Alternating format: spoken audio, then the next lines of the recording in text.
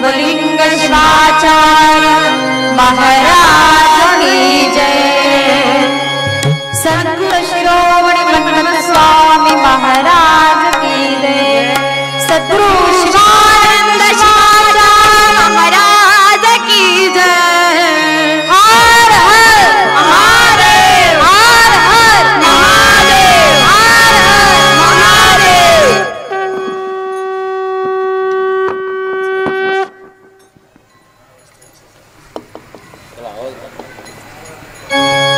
गुरुर् ब्रह्मा गुरुर्विष्णु गुरुर्देवो महेश्वरः गुरुर्साक्षात् परब्रह्म तस्मै श्री गुरुवे नमः।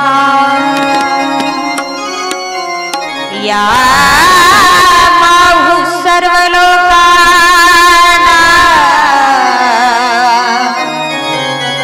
प्रकृतिं शास्त्रं पारगा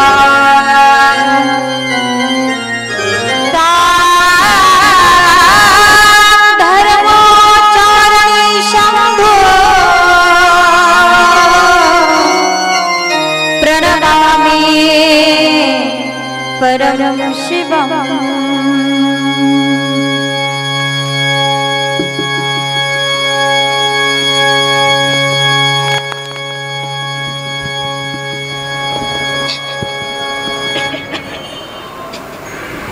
या विश्वाचं कल्याण करणारा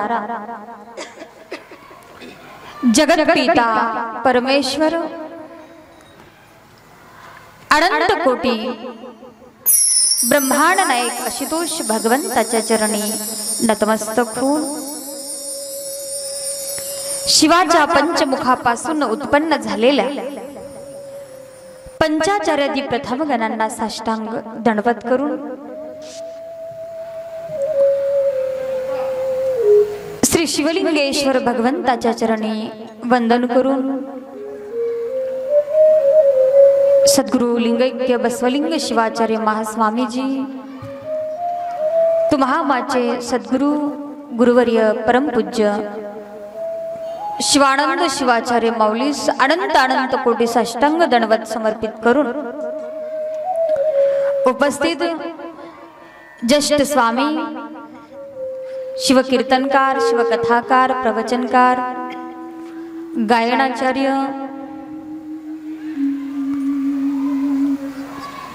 आमचे तबलावादक आमचे बंधूजी तसेच आमचे आजचे गावकर भाऊ गजानन दादा शेवाळकर दादा आमच्या ह्या दोन कलाकार गायिका आमच्या गायिका सौ पूजाताई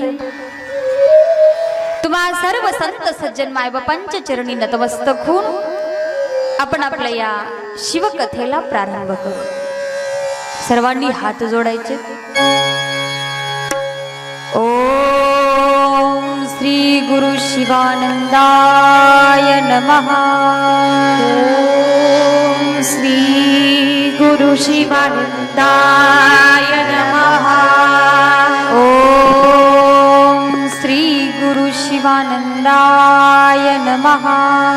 ओम श्री गुरु शिवानंदाय शिवानंदाय नमः। ओम श्री गुरु शिवानंदाय नमः। प्रत्येक व्यक्ती जीवन जगत असताना प्रत्येक जीवाला एकच ध्यास असतो, तो म्हणजे सुखाचा। आम्ही सकाळी उठल्यापासून झोपेपर्यंत जेही काही कार्य करतो ते फक्त सुखासाठीच करतो। प्रत्येक जीवाला एकच ध्यास असतो, तो म्हणजे माझ्या जीवनामध्ये मला आनंद मिळावा, सुख मिळावं, समाधान मिळावं. आता तुम्हाला वाटतं समाधान प्राप्त करण्यासाठी अथवा सुख मिळवण्यासाठी आम्ही धन कमवावं, संपत्ती कमवावी. कारण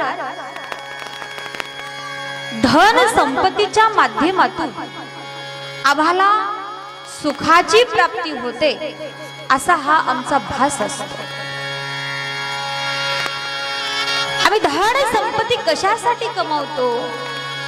फक्त एकमेव समाधान प्राप्त करण्यासाठी कमावतो. परंतु आमचा हा भास चुकीचा आहे. फक्त धन आणि संपत्तीच्या माध्यमातूनच सुखाची प्राप्ती होणार नाही. या धन संपत्तीला जोड भगवंताच्या नामस्मरणाचीही असावी लागते. शंकराच्या भक्तीचीही ओढ, या दोघांचाही संगम असावा लागतो. फक्त धन संपत्तीचं जर असेल तर सुख मिळणार नाही. त्याच्याबरोबर भगवान शंकराची भक्तीही असावी लागते. एक लक्षात घ्या, शंकराच्या माध्यमातून जे सुख मिळतं ते अक्षय सुख प्राप्त होतं. धन संपत्तीच्या माध्यमातून जे सुख मिळतं ते आम्हाला फक्त थोडक्यात मिळणारं सुख आहे. मात्र अक्षय सुखाचा लागला तो ध्यास, अक्षय सुखाचा लागला तो ध्यास, अक्षय सुखाचा लागला तो ध्यास, अक्षय सुखाचा लागला तो ध्यास, अक्षय सुखाचा लागला तो ध्यास, अक्षय सुखाचा लागला तो ध्यास, अक्षय सुखाचा लागला अक्षय सुखाचा लागला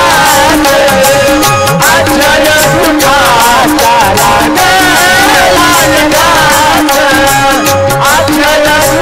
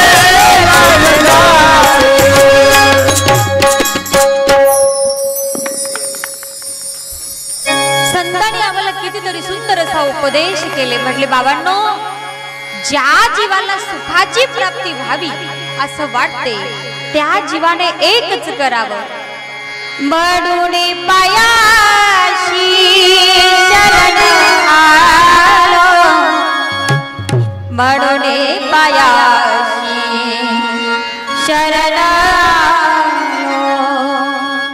हे उदाहरण माऊलींच्या जीवनातलं तुम्हा आम्हाला सांगतात.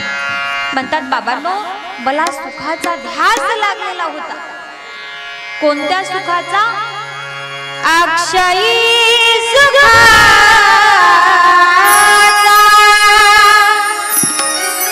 अक्षय सुखाचा ध्यास लागला. कोणाला लागला? संतांना लागला. मग संत काय केले? भगवंताला शरण गेले. मग आम्हालाही सुखाचाच ध्यास असतो. मग आम्ही काय करतो? धन संपत्ती कमवतो. कशासाठी? फक्त सुख मिळवण्यासाठी. पण संत सांगतात, खरंच जर तुम्हाला सुख मिळवायचं असेल, खराच जर आनंद प्राप्त करायचा असेल तर एकच करा, करा पूजन लवकर, सुख देईल शंकर. करा पूज करा पूज करा पूजन लवकर, करा पूज करा पूज करा पूजन लवकर, करा पूज करा पूज करा पूजन लवकर, करा पूज करा पूज करा पूजन लवकर,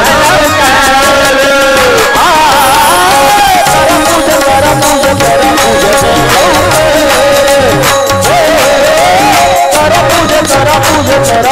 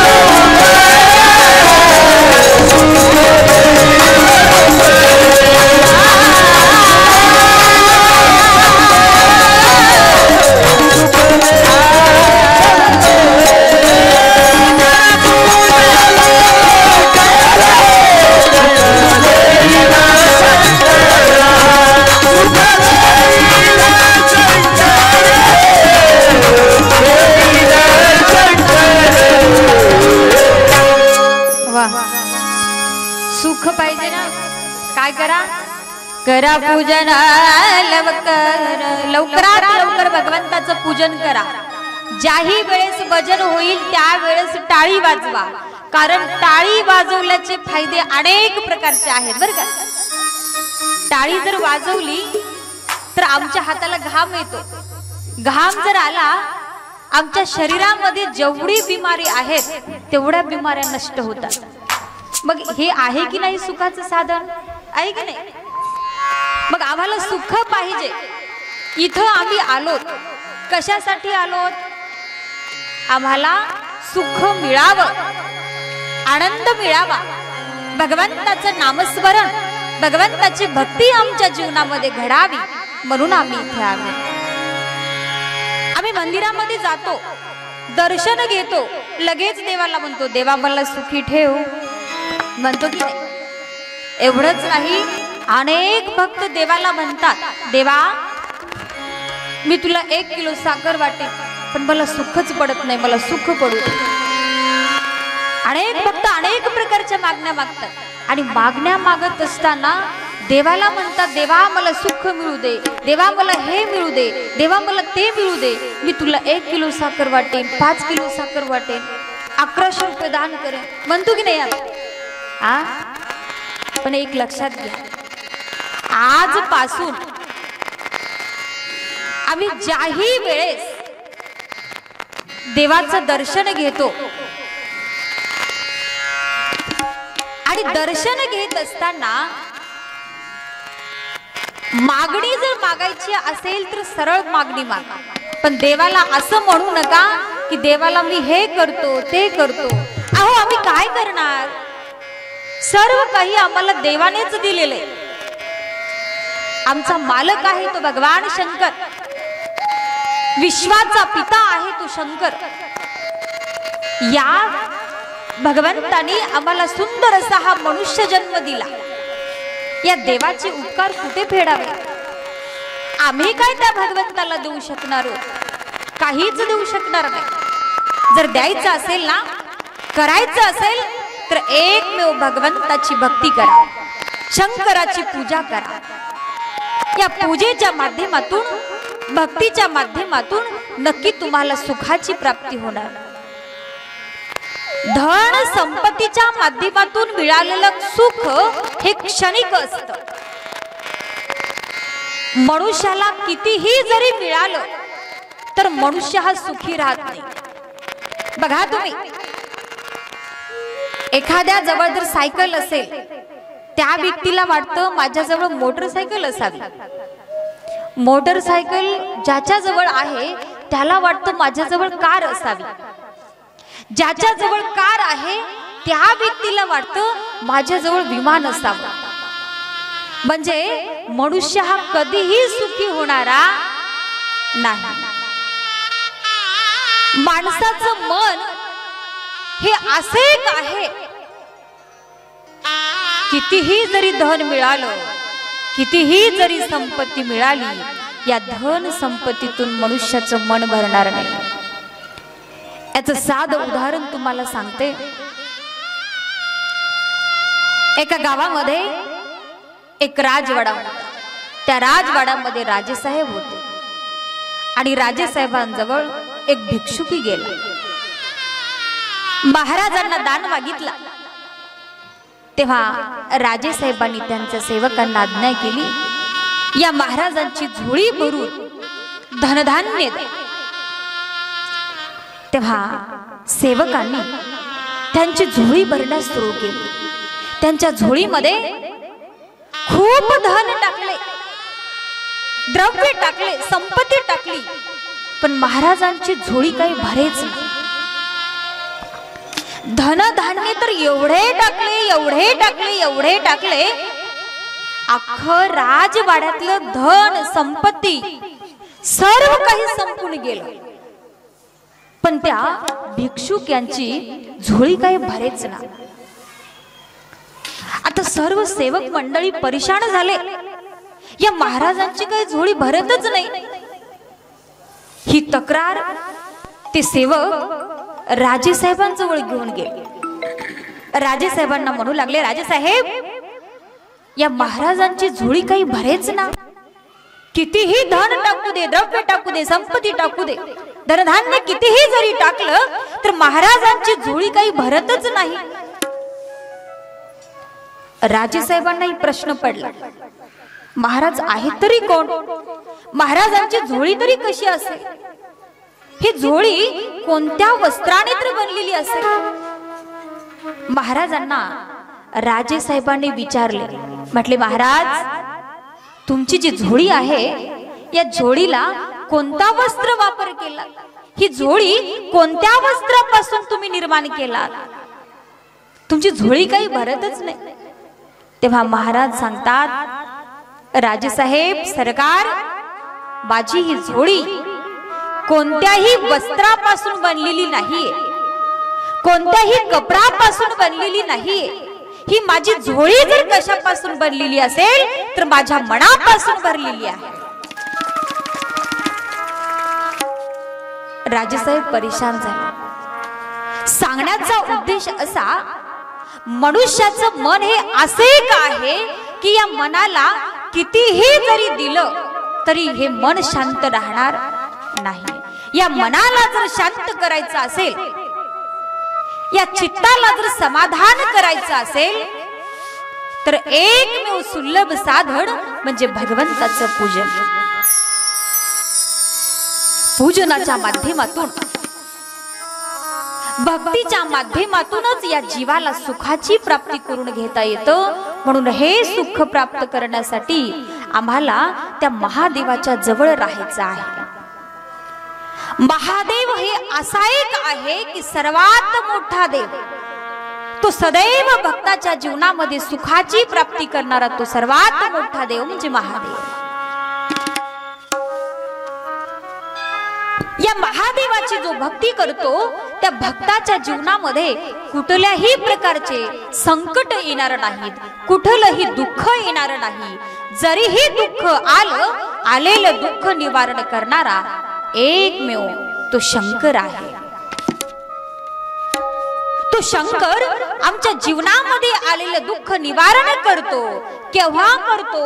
जेव्हा आम्ही त्याचं स्मरण कराल तेव्हाच आमच्या जीवनातलं दुःख तो भगवंत दूर करतो। म्हणून लक्ष्मण महाराज म्हणतात, भवदाह करते नाम, भवदाह करते नाम,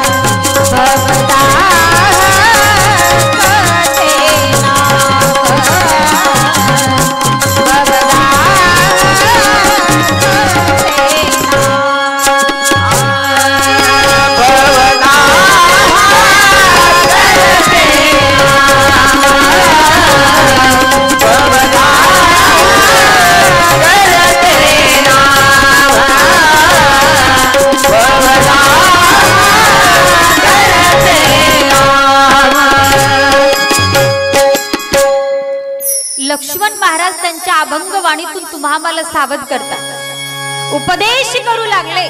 म्हटले, बाबांनो, भवदाह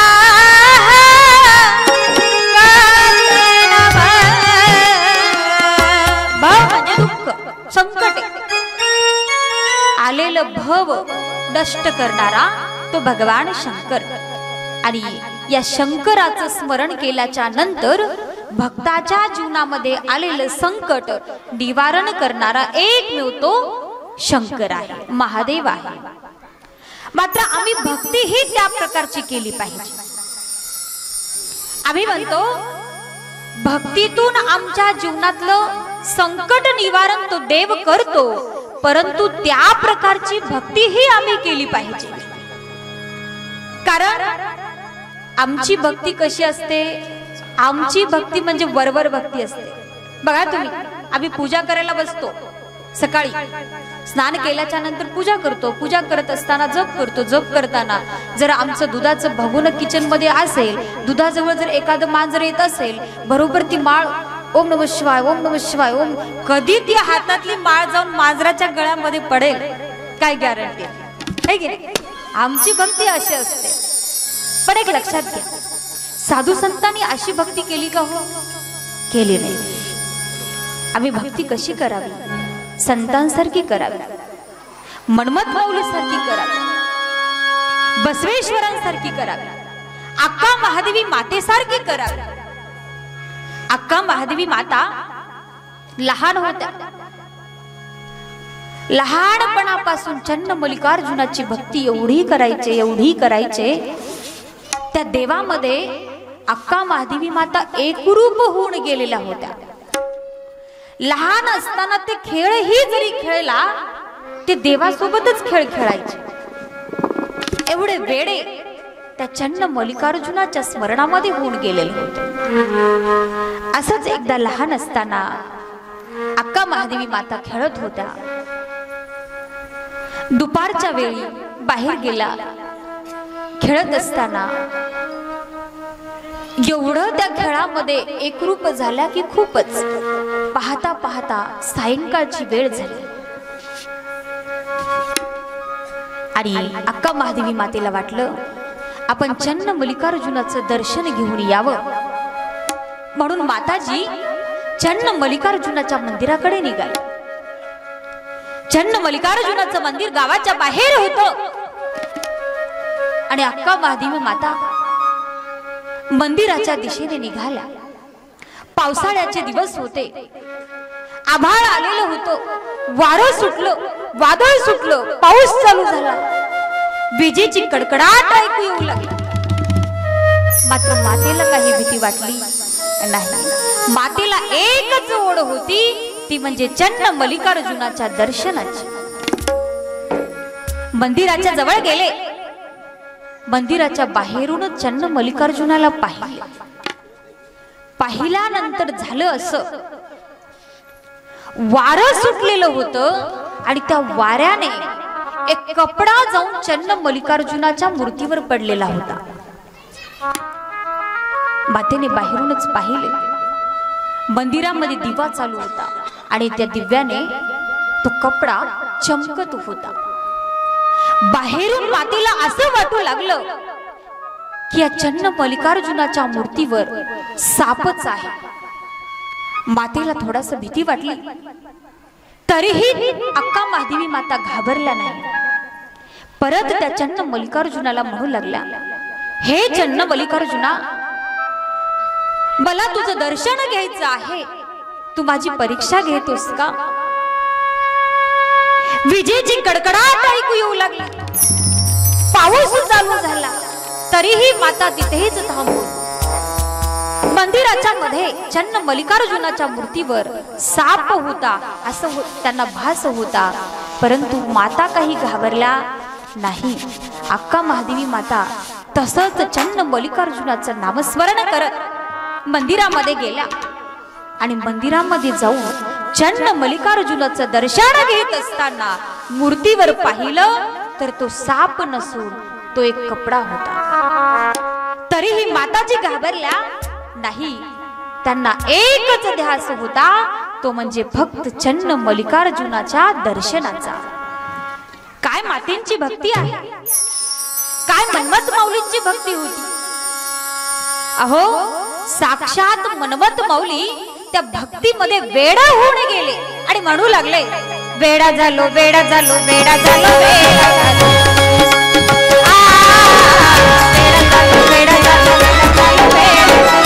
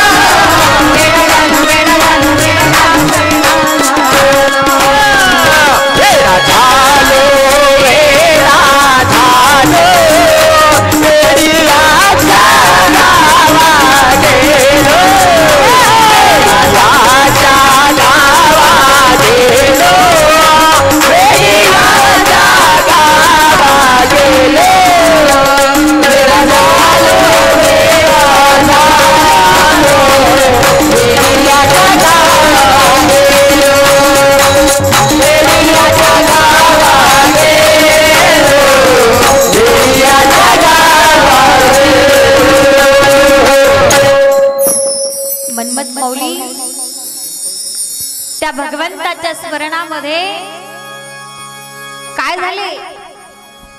वेडा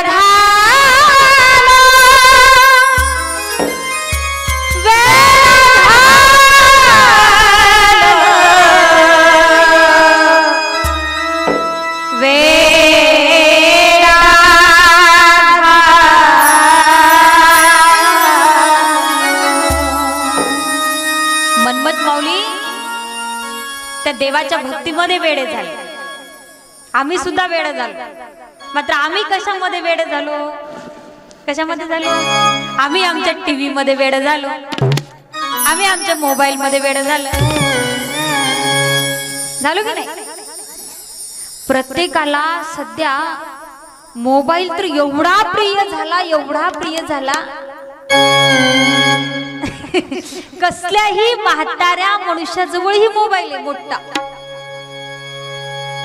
त्यांना त्या मोबाईल मधलं काहीच कळेना हो, तरीही त्यांच्या जवळ मोठा मोबाईल. लहान लेकरांना तर सांगायची गरजच नाही. मोठ्या माणसाला जे माहिती नाही ते लहान लेकराला सर्व काही माहिती. आम्हाला जे माहिती नाही ते आमची श्रीवली पूर्ण आम्हाला दाखवत. कलियुग आहे. बघा तुम्ही इथं बसलेली लहान लहान लेकरं, त्यांना आता सध्या रिलीज झालेला पिक्चर विचारा, ते बरोबर सांगतील. तुम्ही मोबाईल मधलं काहीही विचारा, ते बरोबर सांगतील. टीव्हीतलंही बरोबर परफेक्ट त्यांच्या लक्षात राहत. त्यांना विचारा शिवपाठ पाठ आहे का? परमरस्य कोणी लिहिला? कोणी लिहिला? आहेत ना शिवकथेमध्ये? परमरस्य ग्रंथ कोणी लिहिला? श्री संत शिरोमणी मन्मथ माऊलींनी लिहिला. मन्मथ माऊली परमरस्याच्या माध्यमातूनही तुम्हा मला जागृत करू लागले. उठा म्हटले आता जागे व्हा. हे जीवन परत परत मिळणार नाही. मिळालेलं जीवन कसं आहे? पाण्यावरचा बुडबुडा आहे. नाही देहाचा भरवसा, कोण दिवस येईल कैसा. म्हणून काय करा? करा पूजन लवकरात लवकर त्या शिवाचं पूजन करा. पूजन केल्यामुळे काय होतं? तर या जीवनाचा उद्धार होतो. आणि याच जीवनाचा उद्धार करून घेण्यासाठी ही आम्ही ऐकत असलेली शिवकथा आहे. आपण आजच्या शिवकथेतला हा तिसरा दिवस, आणि या तिसऱ्या दिवसाच्या शिवकथेमध्ये विद्येश्वर संहिता, या संहितेमध्ये भोलेनाथ, शंकरजी, महादेव, विष्णूजींना आणि ब्रह्मदेवांना काल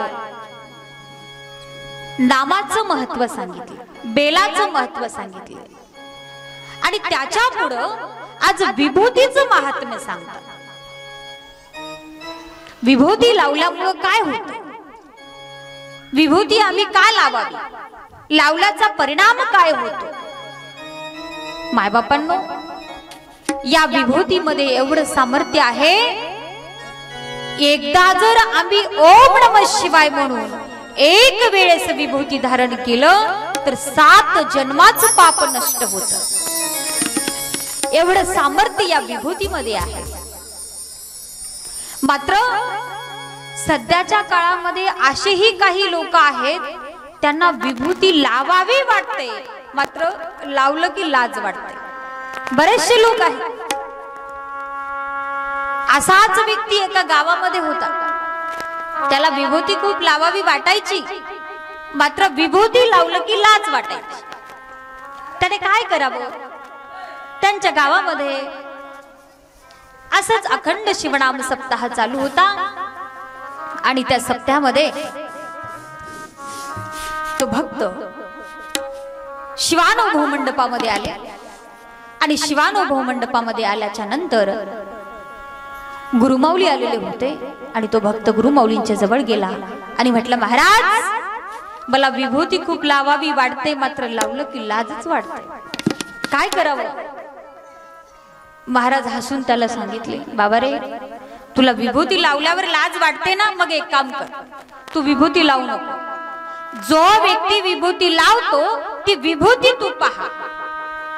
दररोज दुसऱ्या व्यक्तीची विभूती लावलेली पाहिल्याशिवाय तू कोणत्याही कार्याला सुरुवात करू नको. तेव्हा त्या व्यक्तीला प्रश्न पडला, आता गावात असा कोणता व्यक्ती आहे की जो व्यक्ती नित्य नियमाने विभूती धारण करतो. इकडे तिकडे पाहिला, गावामध्ये पूर्ण पाहिला आणि त्याला कळालं त्याच्याच घराच्या शेजारी एक कुंभाराचं घर आहे आणि तो कुंभार दररोज विभूती लावतो. विभूती लावल्याशिवाय तो घराच्या बाहेरच पडत नाही. असेही काही व्यक्ती असतात. मग तो भक्त, तो व्यक्ती काय करू लागला, सकाळी उठू लागला, स्नान पूजा करू लागला आणि स्नान झाल्याच्या नंतर त्या कुंभाराच्या घरी जाऊन त्याची विभूती पाहिल्यावरच कार्याला सुरुवात करायचं. असे बरेचसे दिवस झाले आणि बरेचशे दिवसानंतर झालं काय, एके दिवशी त्या भक्ताला उठायलाच उशीर झाला आणि उशीर झाल्यामुळे काय झालं, हा कुंभाराचं कार्य काय असतं, शेतामध्ये जायचं, माती आणायचं, मडके बनवायचं. मग त्या दिवशी या भक्ताला थोडासा उशीर झाला. त्याच्यामुळं हा भक्त उशिरा त्या कुंभाराच्या घरी गेला आणि बाहेरूनच हाक मारू लागला, कुंभार काका, कुंभार काका. त्यांची पत्नी बाहेर आली आणि ते सांगितली, बाबा रे, कुंभार काका घरी नाहीये. कुंभार काका हे शेतामध्ये माती आणण्यासाठी गेलेले आहे आणि त्या शेतामध्ये माती आणण्यासाठी गेल्यानंतर हा कुंभार काका हा भक्त त्या कुंभाराच्या मागे जातो. ज्या शेतामध्ये तो कुंभार माती आणण्यासाठी जातो, तो हा भक्त त्यांची विभूती पाहण्यासाठी त्या शेतामध्ये जातो. झालं असं, तो कुंभार माती खोदत असताना त्या कुंभाराला एक सोन्याचा हंडा सापडला आणि सोन्याचा हंडा सापडल्यावर तो सोन्याचा हंडा वर काढायला आणि या व्यक्तीने त्याच्या कपाळावरची विभूती पाहायला एकच गाठ पडते. हा भक्त काय म्हणू लागतो, मी पाहिलो पाहिलो पाहिलो म्हणतो. कुंभार काका म्हणतात, मी तुला अर्ध देतो पण कोणाला सांगू नको. हा म्हणतो पाहिलो, कुंभार काका म्हणतो मी तुला अर्ध देतो पण कोणाला सांगू नको. झालं असं, तो सोन्याचा हंडा जो निघालेला होता त्या सोन्याच्या हंड्याचे 2 भाग केले आणि एक भाग विभूती लावणाऱ्याला गेला आणि दुसरा भाग विभूती पाहणाऱ्याला गेला. मग किती सामर्थ्य या विभूतीमध्ये. मग आता तुम्ही म्हणसाल, आम्ही सुद्धा दररोज विभूती लावतो, मग आम्हाला का सोनं भेटत नाही? तुम्हालाही सोनं भेटेल, परंतु वस्तुरूपी सोनं भेटणार नाही. आम्ही विभूती लावल्यामुळं आमचं अख्खं जीवन सोन्यासारखं झाल्याशिवाय राहणार नाही. एवढं सामर्थ्य या विभूतीमध्ये. म्हणून आपली नित्य नियमाने सकाळी स्नान केल्याच्या नंतर दररोज विभूती धारण केलं पाहिजे. विभूती धारण केल्यामुळं काय होतं, आमच्या जीवनातलं सर्व काही पाप नष्ट होतं. म्हणून संत म्हणतात, भाळी भस्मलिंग गळा, भाळी भस्मलिंग गळा, भाळी भस्मलिंग गळा, भाळी भस्मलिंग गळा, भाळी भस्मलिंग गळा.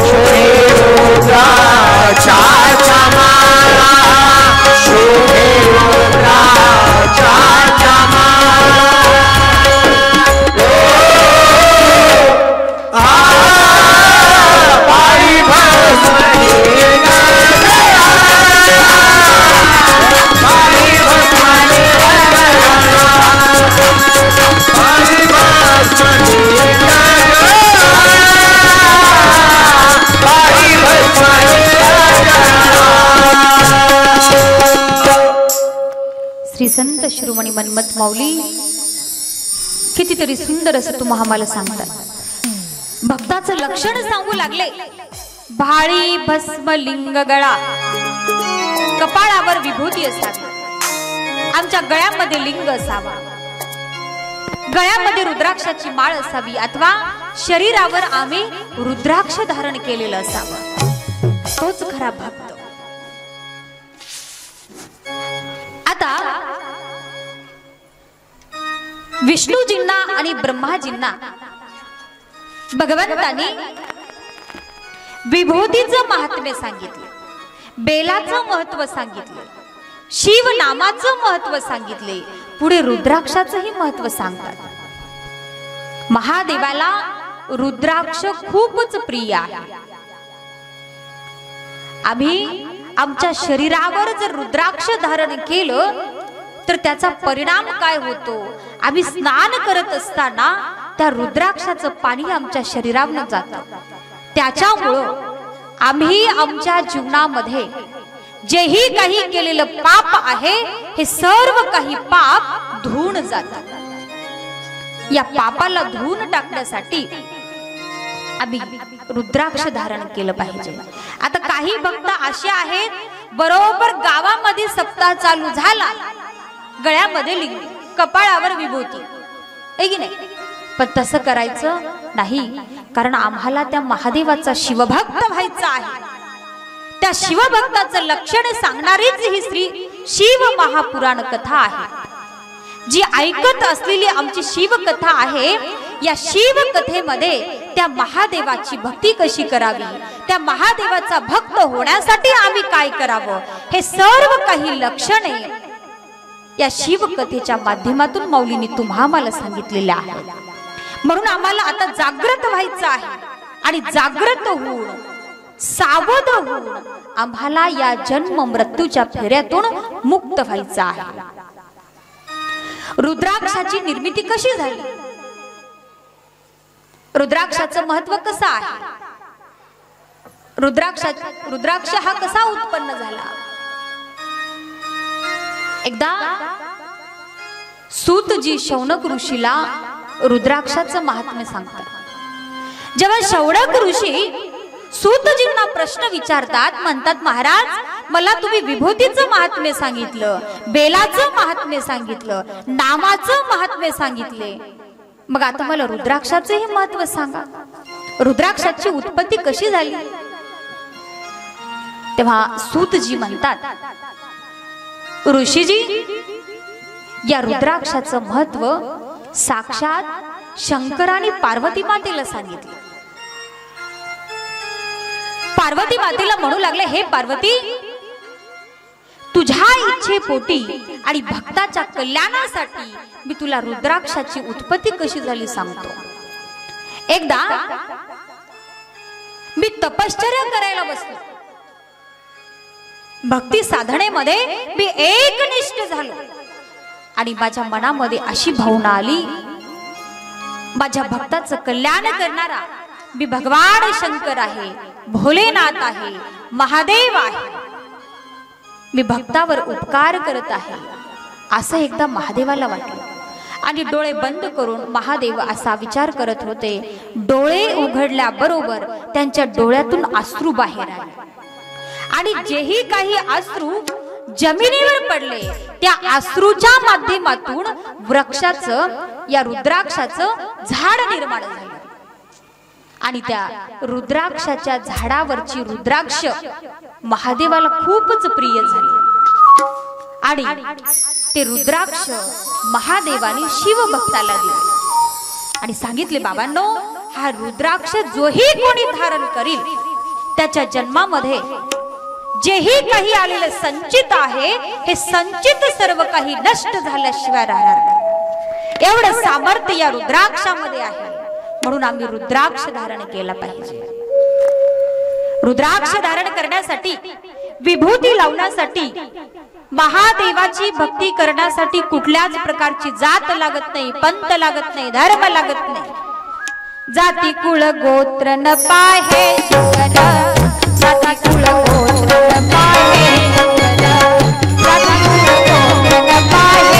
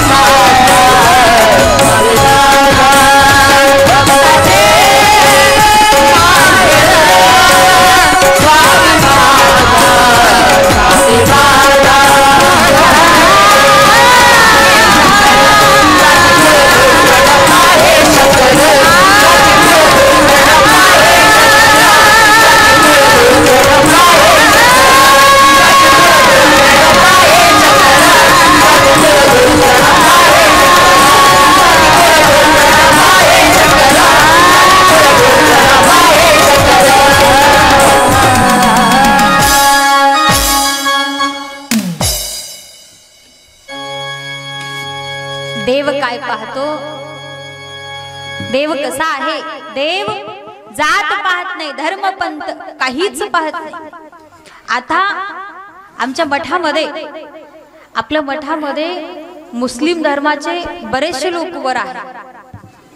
इथं येण्यासाठी कुठल्याच प्रकारची जात लागत नाही, पंथ लागत नाही, धर्म लागत नाही. इथं येण्यासाठी फक्त भाव लागतो, भक्ती लागते. तुमच्या जवळ किती धन आहे, किती संपत्ती आहे, तुम्ही किती श्रीमंत आहात हे देव पाहत नाही. देव काय पाहतो, फक्त भक्ती आणि भाव पाहतो. इथं बसलेले आमच्या माऊली आहेत, इथे तुमच्या समोर बसलेले जे आमचे आपले काकू आहेत ना, ते खूप हुशार आहेत. त्यांनी काही कमी नाहीत बरं का, 25 एकरच्या मालकी नाहीत ते, आहेत की नाही. हा, तेवढं असताना सुद्धा त्यांनी सर्व काही सोडून टाकून भक्ती मार्गाला लागला. इथं बसा काकू, खाली बसे.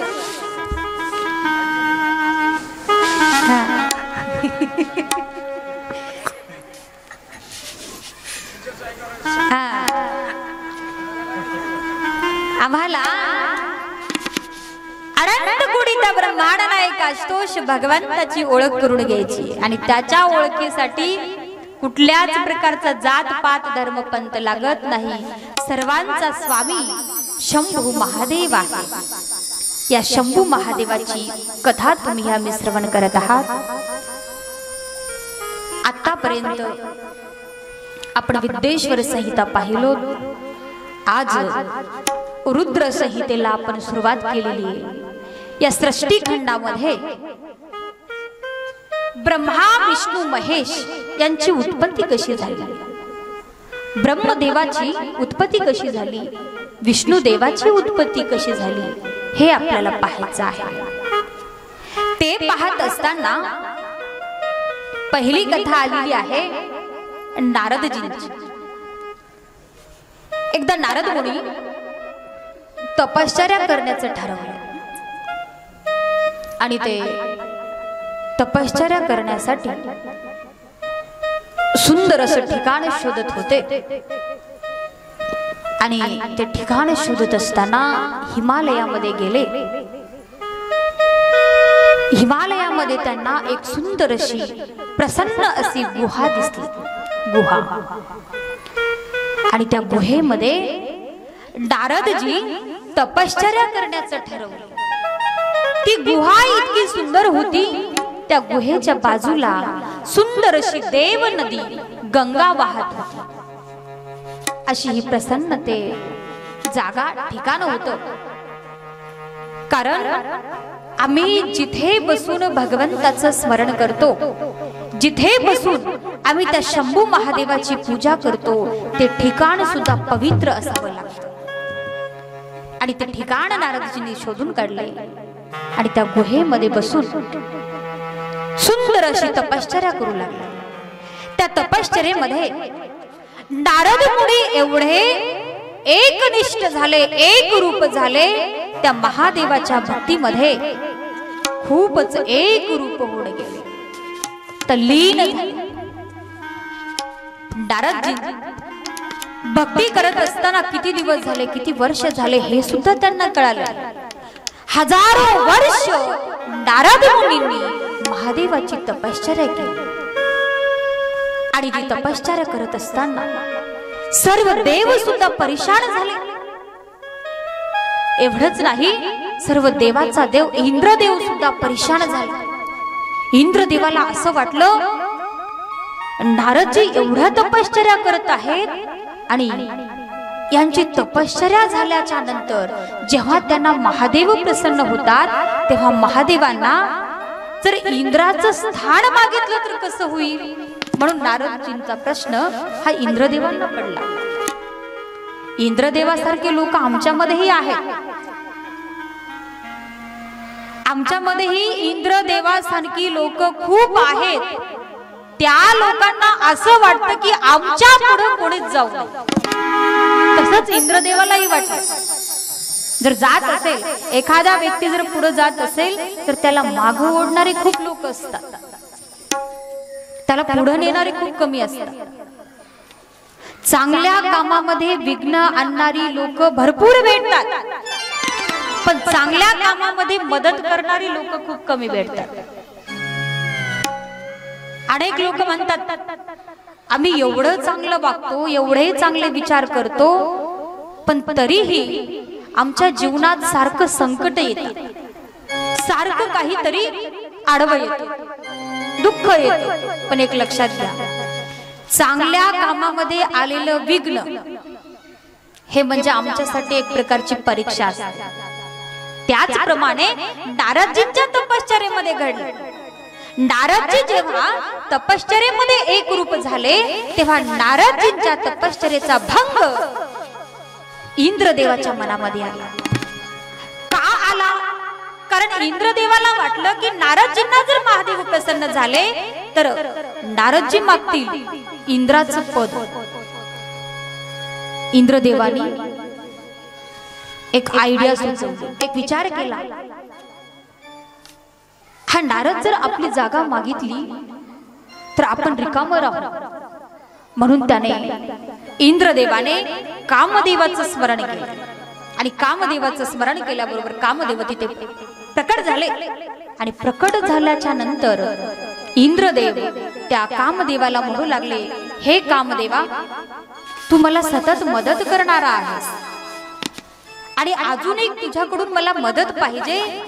हिमालयामध्ये एका गुहेमध्ये नारद मुनी तपश्चर्येला बसलेले आहेत आणि ते तपश्चर्या हजारो वर्षापासून चालू आहे, तरीही त्यांची तपश्चर्या पूर्ण झालेली नाहीये.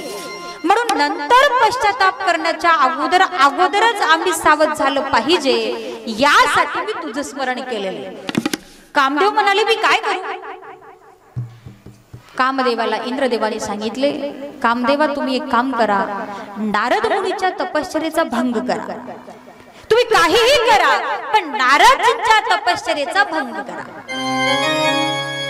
कामदेव इंद्रदेवाचं ऐकले आणि नारद मुनी जिथे तपश्चर्या बसलेले होते, तपश्चर्या करत होते, त्या ठिकाणी गेले. जात असताना वसंत ऋतूलाही सोबत घेऊन गेले. तिथे अनेक प्रकारचे विघ्न आणण्याचा प्रयत्न केले, अनेक प्रकारचे संकट आणले. एवढंच नाही, नारद मुनीच्या तपश्चर्येचा भंग व्हावा म्हणून अनेक प्रकारचे प्रयत्न केले, परंतु नारद मुनीची तपश्चर्या काही भंग झाली नाही. अनेक वर्षानंतर नारद मुनीची तपश्चर्या पूर्ण झाली आणि ज्या वेळेस कामदेव नारद मुनीची तपश्चर्या भंग करण्यासाठी गेलेला होता, तिथून तो कामदेव वापस आला आणि इंद्रदेवाला सांगितला, इंद्रदेवा, नारद मुनीची तपश्चर्या काही भंग होणार नाही. इंद्रदेवालाही वाटलं काय नारद मुनीची तपश्चर्या. इंद्रदेव सुद्धा परेशान झाले आणि पुन्हा नारद मुनीला शरण गेले. काही दिवसानंतर नारद मुनीची तपश्चर्या पूर्ण झाल्यावर नारद मुनीला कळालं, आम्ही कामदेवावर जिंकलेलो आहोत, कामावर आम्ही जिंकलो असं म्हणून नारद मुनींना खूप आनंद झाला. आणि नारद मुनी भगवान शंकराच्या जवळ गेले आणि भगवान शंकराला सांगू लागले, हे देवा, हे महादेवा, मी कामावर जिंकलो. मी तपश्चर्या करत असताना कामदेव तिथे येऊन अनेक प्रकारचा विघ्न आणण्याचा प्रयत्न केला, परंतु माझी तपश्चर्या काही भंग झाली नाही. तेव्हा महादेवांनी नारद मुनीला सांगितलं, म्हटले, नारदा, तू खूप त्यागी आहेस, तू खूप हुशार आहेस, तुझी तपश्चर्या भंग कोणालाही करणं होत नाही. परंतु तू एक काम कर, तुझी तपश्चर्या भंग करण्यासाठी जो कामदेव आलेला आहे त्या कामावर जिंकलो म्हणून तू कधीही कोणालाही सांगू नको. पण नारद मुनी काही शांत बसले नाही. नारद मुनी काय केले, लगेच विष्णूजी जवळ गेले. विष्णूच्या जवळ जाऊन विष्णूजींनाही सांगितले, हे विष्णुदेवा, मी कामदेवावर जिंकलो. विष्णूजी सांगितले, चांगली गोष्ट आहे, खूप तू त्यागी आहेस, हुशार आहेस, ज्ञानवंत आहेस, परंतु तू कोणाला सांगू नको. तरीही नारद मुनी शांत बसले नाही. नारद मुनी परत ब्रह्मदेवाकडे आले आणि ब्रह्मदेवाला सांगितले, हे पितामह, ए तात, मी कामदेवाला ब्रह्मदेवाला जिंकलो. ब्रह्मदेवालाही चांगलं वाटलं, कारण ब्रह्मदेवाचा मुलगा हा नारद मुनी, आणि नारद मुनींना ज्या तपश्चर्येमध्ये भंग करण्यासाठी कामदेव आलेला होता, ही सर्व कथा ऐकून ब्रह्मदेवांना खूप आनंद झाला. विष्णूजींच्या डोक्यामध्ये आले. विष्णूजींना कळालं, ब्रह्मदेवांनाही कळालं की ही सर्व माया महादेवाची आहे. या कामदेवावर जिंकण्याचं सामर्थ्य जर कोणाचं असेल तर महादेवाचं आहे. पण नारद मुनी म्हणत होते की या कामदेवावर जिंकलो फक्त मी. असेही लोक आमच्यामध्ये, जेही काही केलो ते मीच केलो मांडणार. परंतु झालं असं, नारद मुनी ज्या ठिकाणी तपश्चर्या करायला बसलेले होते ते ठिकाण साक्षात शंकराने तपश्चर्या केलेलं ठिकाण होतं. म्हणून नारदजींची तपश्चर्या भंग झाली नाही. एवढं सामर्थ्य त्या शंकराच्या तपश्चर्येमध्ये आहे. असं झाल्याच्या नंतर एके दिवशी काय झालं, शंकराने सांगितलेली आज्ञा नारदजींनी पाळली नाही. शंकराने सांगितलं होतं की तुम्ही कोणालाही सांगू नका, तरीही नारद मुनी ऐकले नाही. तेव्हा शंकराच्या इच्छेनुसार विष्णूजींनी एक मायेचं मोहाचं एक नगर तयार केलं, आणि त्या नगरामध्ये शील राजा नावाचा राजा राज्य करीत होता. शीलनिधी नावाचा राजा राज्य करत होता, आणि त्या राज्याला एकच सुपुत्री होती, सुकन्या होती. झालं असं, नारद मुनी त्या नगरामध्ये गेले. त्या नगरामध्ये गेल्याच्या नंतर शीलनिधी नावाच्या राजांनी नारद मुनीचं खूप सुंदर असं स्वागत केलं. स्वागत केल्याच्या नंतर नारद मुनींना शीलनिधी नावाच्या राजाने विचारले, हे नारद मुनी, तुम्ही इथे कसं काय येणं केलं? तेव्हा नारद मुनीने सांगितले, सहज येणे केलं. आणि हे बोलत असताना शीलनिधी नावाच्या राजाची सुकन्या श्रीमती हे तिचं नाव होतं, आणि ती श्रीमती थोडस बाहेर आली. इकडे लक्ष द्या. आणि त्या श्रीमतीला पाहिल्याच्या नंतर नारद मुनी मोहित झाले. त्या श्रीमती नावाच्या सुपुत्रीवर नारद मुनी मोहित झाले. नारद मुनींना एकच ध्यास लागला की हा शीलनिधी नावाचा जो राजा आहे, या राजाची सुकन्या श्रीमती ही माझी पत्नी व्हावी. अशा विचाराने तो विष्णूजींजवळ गेला आणि विष्णूजींना म्हटला, हे विष्णुदेवा, मी आता एका नगरामध्ये गेलेलो होतो, आणि त्या नगराचा राजा शीलनिधी, आणि त्या शीलनिधी नावाच्या राजाची एक सुकन्या आहे, ती म्हणजे श्रीमती. ती श्रीमती एवढी सुंदर आहे, एवढी सुंदर आहे की ती खूपच सुंदर आहे, आणि तिला पाहिल्यापासून मला असं वाटत आहे की माझा विवाह त्या श्रीमती नावाच्या सुकन्येसोबत व्हावा. आणि श्रीमती नावाच्या सुकन्येचे पितामह शीलनिधी नावाचा राजा त्या श्रीमती नावाच्या सुकन्येचं स्वयंवर ठेवण्याचं ठरवलं.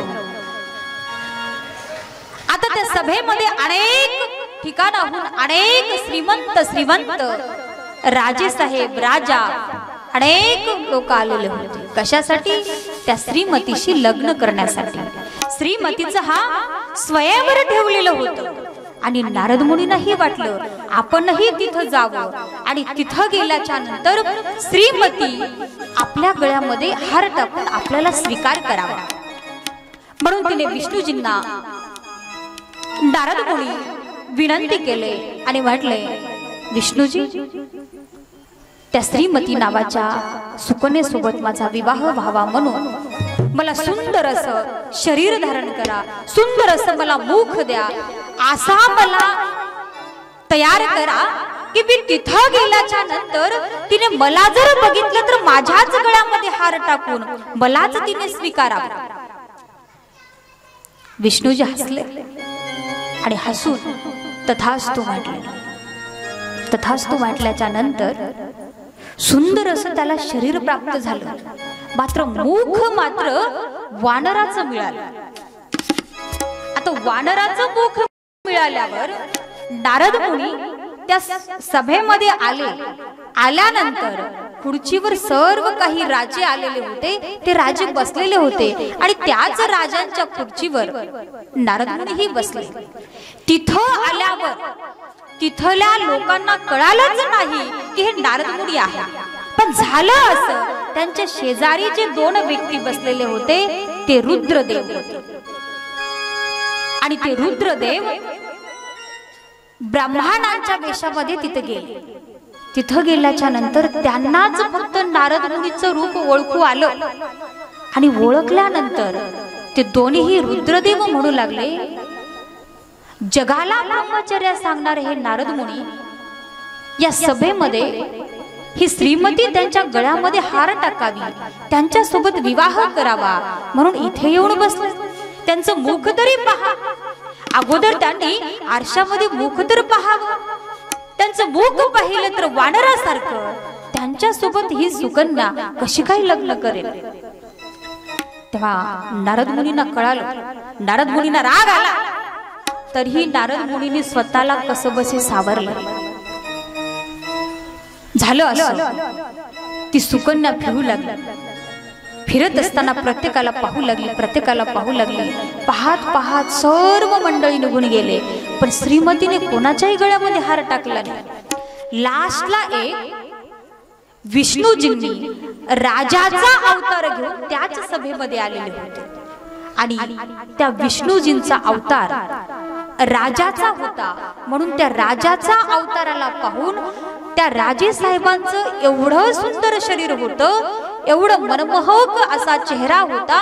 त्या मनमोहक चेहऱ्याला ती श्रीमती भुलली आणि भुलून त्या राजे साहेबांच्या गळ्यामध्ये हार टाकला. नारद मुनींना नंतर कळालं. नारद मुनी वापस गेले. वापस गेल्याच्या नंतर नारद मुनींनी आरशामध्ये चेहरा पाहिले तर काय वानरासारखे दिसतात. विष्णूजींना नारद मुनी शाप देऊ लागले, शिव्या देऊ लागले. हे विष्णू देवा, तुम्ही देव नाही, तुम्ही दुष्ट आहात, तुम्ही पापी आहात असं म्हणून काहीही शिव्या देऊ लागले. एवढंच नाही, नारद मुनीने विष्णूजींना शापही दिला.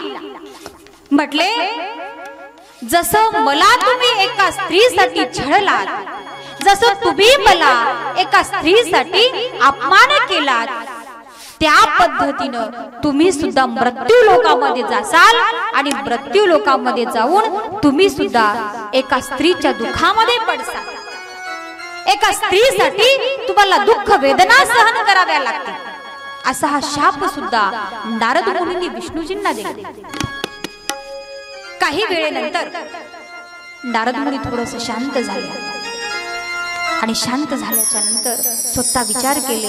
म्हटले, मी साक्षात देवालाच शाप दिला, साक्षात देवालाच मी शिव्या दिला. तेव्हा नारद मुनी विष्णूजींजवळ आले आणि विष्णूजींना शरण आले, क्षमा मागू लागले, माफी मागू लागले. हे देवा, मी तुम्हाला शरण आलो, माझ्याकडून चूक झाली, मला काहीही करा पण क्षमा करा. तेव्हा विष्णूजी म्हणाले, नाही नारदा, तुझी काही चूक नाही, चूक तर माझीच आहे. कारण तू मला सुंदर असा चेहरा मागितला होतास, मात्र मी तुला वानरासारखा चेहरा दिला.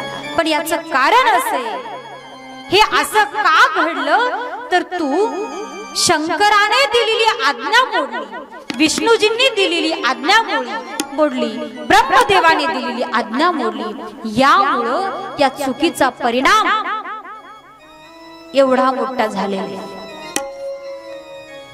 म्हणून आम्ही जगत असताना, आम्ही व्यवहार करत असताना, मोठ्या व्यक्तीने जी आम्हाला आज्ञा दिलेली असते, गुरु माऊलींनी जो उपदेश आम्हाला केलेला असतो, तो उपदेश आम्ही सदैव उपयोगात आणला पाहिजे. गुरुची आज्ञा कधीही मोडायची नाही, आई वडिलांची आज्ञा कधीही मोडायची नाही. का मोडायची नाही?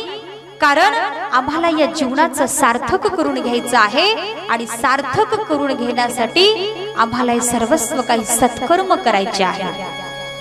जसे आम्ही कर्म कराल त्या कर्माच्या माध्यमातून आम्हाला फळाची प्राप्ती होते. केलिया कर्माचे भोगावे ते फळ. केलिया कर्माचे भोगावे ते फळ.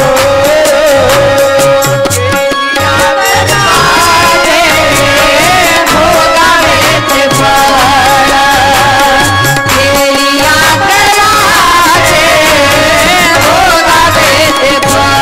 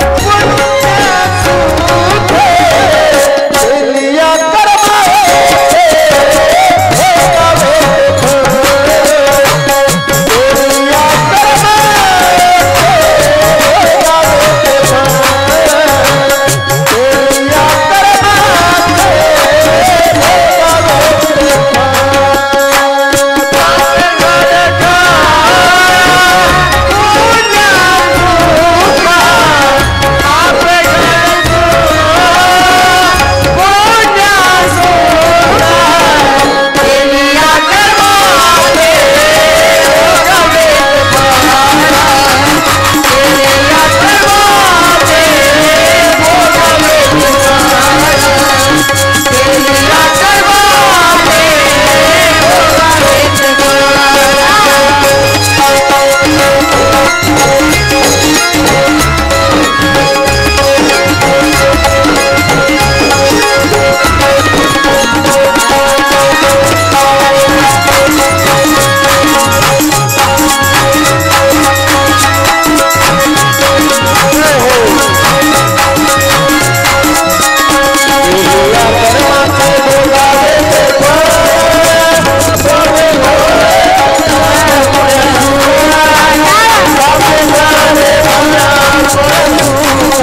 भोगावे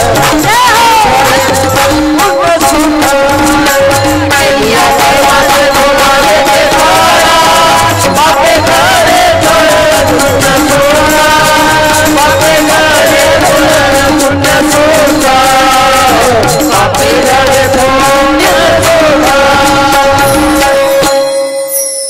केलिया कर्माचे भोगावे ते फळ. पापे घडे छळ पुण्य सुख. संतांनी कितीतरी सुंदर तुम्हाला आम्हाला सांगितलं हो.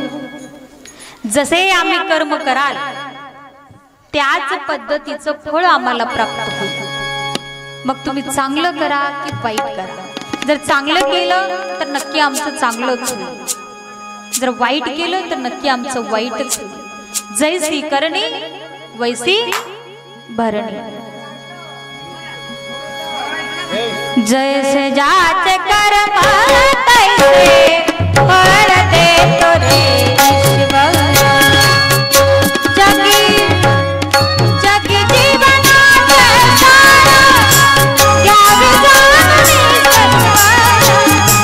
जगी जीवनाचे सार घ्यावे जाणून सत्वर. ऐसे जात कर्म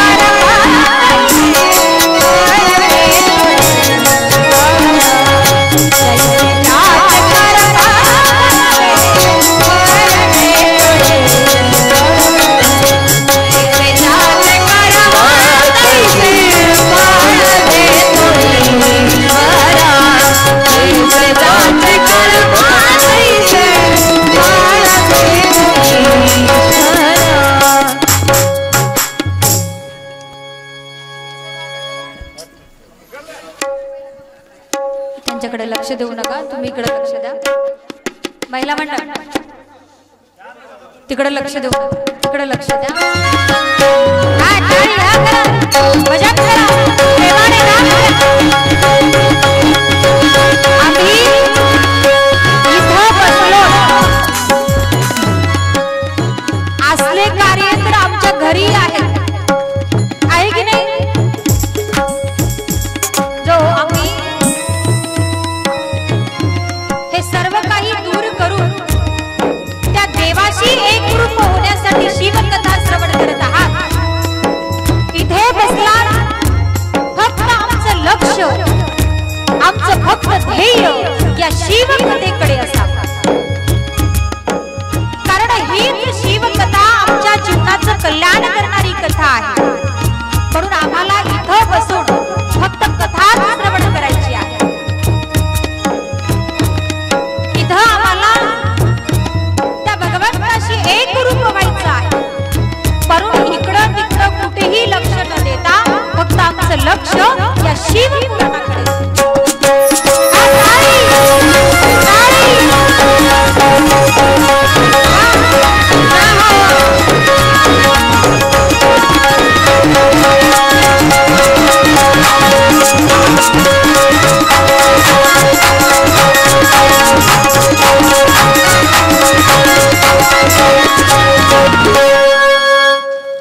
आम्हाला आताच संतांनी सांगितले, जसं आम्ही कर्म कराल त्या पद्धतीचं आम्हाला फळ प्राप्त होईल.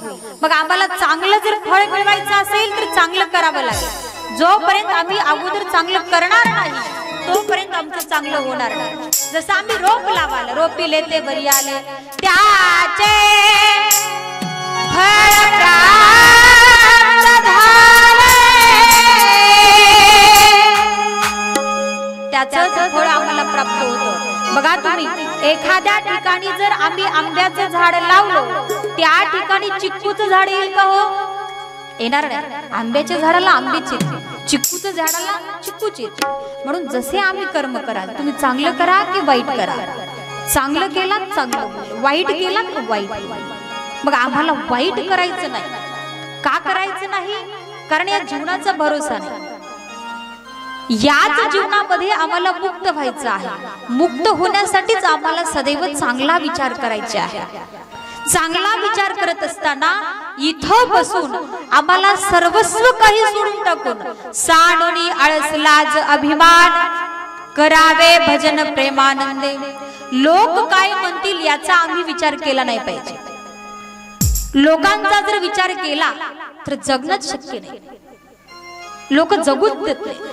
आता इथं बसलात, काही लोकांच्या मनामध्ये भीती असते, मी वर हात करून टाळी वाजवलं तर काय होते की, असं टाळी वाजवलं तर काय होते की, मी म्हणत असताना कोणी बघितलं तर काय म्हणतील की. अनेक प्रश्न निर्माण होतात. परंतु लोकांचा विचार आम्हाला करायचा नाही. याचं साधं उदाहरण जर पाहायचं असेल, साक्षात उदाहरण महादेव पार्वतीचं आहे. एकदा महादेव आणि पार्वती काशीवरून तमलूरला येत होते आणि तमलूरला येत असताना महादेव आणि पार्वती नंदीवर येत होते, नंदी घेऊन येत होते. झालं असं, नंदीवर महादेव बसले आणि पार्वती माता चालू लागला. थोडस पुढे गेले आणि त्यांना एक गाव लागलं. ते गाव लागल्यावर तिथले काही लोक भेटले. ते लोक महादेवाला म्हणू लागले, काय हा माणूस आहे, सुंदर अशी त्याची पत्नी आहे, ती पत्नी नाजूक आहे आणि त्याची पत्नी चालते आणि तो नंदीवर बसलेला आहे. महादेवाला खरंच वाटतं, महादेव कशा आहे, भोळे महादेव. या भोळ्या महादेवाला खरंच वाटलं, माझी सुंदर पत्नी नाजूक आहे आणि नाजूक पत्नीला मी चालवत चाललोय आणि मी मात्र वर बसलोय. महादेव पार्वती मातेला म्हणू लागले, पार्वती तू या नंदीवर बस आणि मी चालतो. असं चलत चलत एक 10-12 किलोमीटर गेले. पुढे गेले, एक गाव लागलं आणि त्या गावातले लोक त्यांना भेटले. ते लोक, त्या लोकांमध्ये काही बायका सुद्धा होत्या. त्या बायकाही लोकही त्या मातेला म्हणू लागल्या ही काय बाई आहे, हिचा पती चालतो आणि ही मात्र वर बसलेली. महादेवाला पार्वतीलाही खरं वाटतं, खरंच आपले महादेव चालत आहेत आणि आपण मात्र नंदीवर बसलो. तेव्हा महादेव पार्वती मातेला म्हणू लागले, पार्वती आपण एक काम करू, आपण दोघेही या नंदीवर बसू आणि जाऊ. दोघेही नंदीवर बसले आणि निघाले तमलूरला. तमलूरला येत असताना एक 10-12 किलोमीटर गेलं आणि अजून एक छोटस गाव लागलं. त्या गावातले काही लोक त्यांना भेटले आणि ते लोक पार्वती माता आणि महादेव त्या नंदीवर बसून येत होते. तर त्या दोघांकडे हात करून म्हणू लागले, काय ही माणसं आहेत, हा नंदी कसा या दोघांचं वजन सहन करत असेल. हे दोघेही नंदीवर बसलेत आणि नंदी हा चालवतोय. महादेवालाही खरंच वाटलं. महादेव पार्वती मातेला म्हणाले, पार्वती खरंच आहे ग, आपण दोघेही या नंदीवर बसलो, मात्र या नंदीला किती त्रास होत असेल. मी एक काम करतो, हा नंदी माझ्या डोक्यावर घेतो आणि चालतो. थोडस पुढे गेले. नंदी महाराजांना माऊली माऊली गुरुराज माऊली माऊली माऊली गुरुराज माऊली माऊली माऊली गुरुराज माऊली माऊली माऊली गुरुराज माऊली सद्गुरु बसवलिंगा शिवाचार्य माऊली सद्गुरु बसवलिंगा शिवाचार्य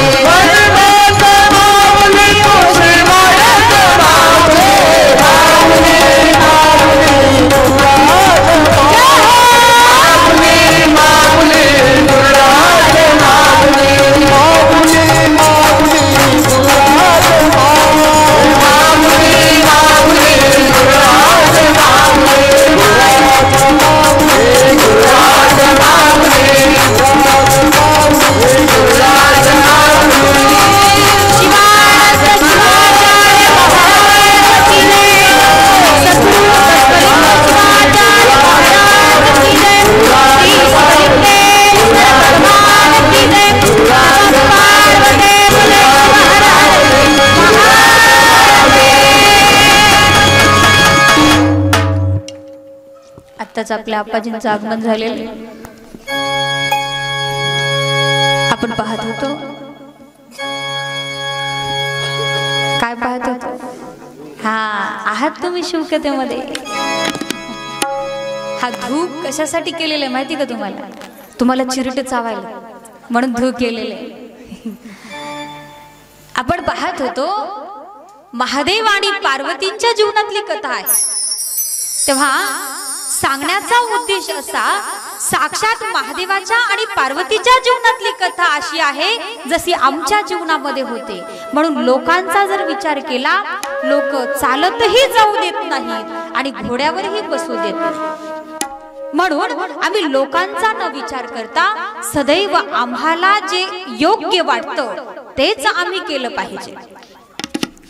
सदैव सत्कार्य केलं पाहिजे, सद्विचार केला पाहिजे. सत्कार्याच्या माध्यमातून, सद्विचाराच्या माध्यमातून नक्की आमच्या जीवनाचं सार्थक झाल्याशिवाय राहणार नाही.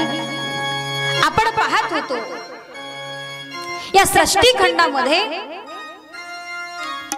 विष्णूजींची आणि ब्रह्माजींची उत्पत्ती कशी झाली. एकदा महादेव आणि पार्वती एका ठिकाणी बसलेले होते आणि तिथे बसल्यानंतर महादेवाच्या मनामध्ये असा एक विचार आला, आपण एक पुरुष निर्माण करावा आणि त्याला या सृष्टी संरक्षणाचं सर्व कार्य त्याच्यावर सोपवावं। तेव्हा महादेवाने आपल्या डावीकडील 10व्या अंगास अमृत लावलं आणि त्या अमृतातून एक सुंदर असा महान तपस्वी महापुरुष निर्माण झाला, तो म्हणजे विष्णू। आणि याच विष्णूच्या नाभी कमळातून ब्रह्मदेवाची उत्पत्ती झाली। पुढे महादेवाने ब्रह्मदेवावर आणि विष्णूजीवर काही कार्य सोपवतात, सृष्टी निर्मितीचे, सृष्टी कार्याचे। हे सृष्टीखंड जो राहिलेला आहे तो आपल्याला पुढच्या भागामध्ये पाहायचा आहे। या ब्रह्मदेवाच्या आणि विष्णूजींच्या कथेमधून आम्हाला एकच घ्यायचं आहे, ते म्हणजे त्या भगवंताशी एकनिष्ठ कसं व्हायचं, एक रूप कसं व्हायचं। त्या महादेवाला प्रसन्न करून घेण्यासाठी सदैव आमच्या मनातून अंतःकरणातून सदैव आम्हाला त्याचं स्मरण करायचं आहे। स्मरणाच्या माध्यमातून, कथेच्या माध्यमातून नक्की आमच्या जीवनातल्या व्यथा दूर झाल्याशिवाय राहणार नाही। व्यथा जर दूर करायची असेल तर कथा ऐकावी लागेल। म्हणूनच चालत असलेली ही शिवकथा आणि या शिवकथेमध्ये आम्ही खरंच त्या महादेवाशी एक रूप झालो आणि आपल्या सर्वांच्या जीवनामध्ये सुख, शांती, ऐश्वर्य लाभो, सर्वांच्या जीवाचं कल्याण व्हावं, एवढीच प्रार्थना, एवढीच अपेक्षा गुरुमौलींच्या चरणी करून झालेल्या सेवेला इथेच पूर्ण होईल। तूने मुझे बुलाया भोले बाबा रे, मैं आया